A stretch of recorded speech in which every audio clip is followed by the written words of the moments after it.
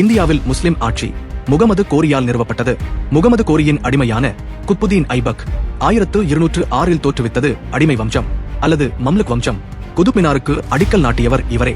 அதை முழுமையாக கட்டி முடித்தவர் இல்துமிஷ். இந்தியாவின் மிக பழமையான மசூதியையும் தொடங்கி வைத்தார். 40 குழுவையும் இக்தா முறையையும் கொண்டு வந்தார்.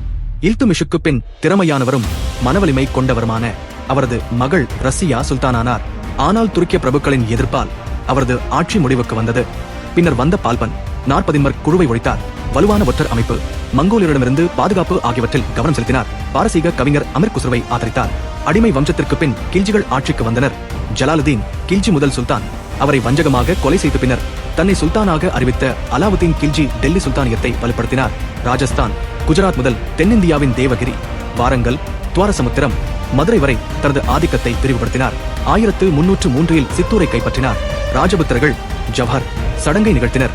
மேலும் சந்தை விலை கட்டுப்பாடு, நிலவரி சீர்திருத்தம், ஒற்றர் அமைப்பு என பல நிர்வாக மாற்றங்களை செய்தார். கில்ஜிக்கு பின் துக்ளக்குகள் ஆட்சிக்கு வந்தனர். முகமது பின் துக்ளக் தலைநகரை டெல்லியிலிருந்து துதாபாத்திற்கு மாற்றினார். பின்னர் மீண்டும் டெல்லிக்கு வெள்ளி நாணய பற்றாக்குறையால் செப்பு நாணயங்களை அறிமுகப்படுத்தினார். ஆனால் இத்திட்டங்கள் தோல்வியடைந்ததால் பொருளாதாரமும் நிர்வாகமும் பாதிக்கப்பட்டன. அவருக்கு பின் ரோஸ் ஷா துக்ளக் கால்வாய்கள், நகரங்கள், மருத்துவமனைகள் போன்றவற்றை உருவாக்கினார். ஆனால் 1398 தைமூரின் படையெடுப்பு டெல்லியை பேரழிவுக்கு உள்ளாக்கியது. தைமூருக்கு பின் சையது வம்சம் 1414 முதல் 1451 வரை ஆட்சி செய்தது. பகலூல் லோடி வம்சத்தை தொடங்கினார். சிக்கந்தர் லோடி ஆக்ரா நகரை நிர்மாணித்தார்.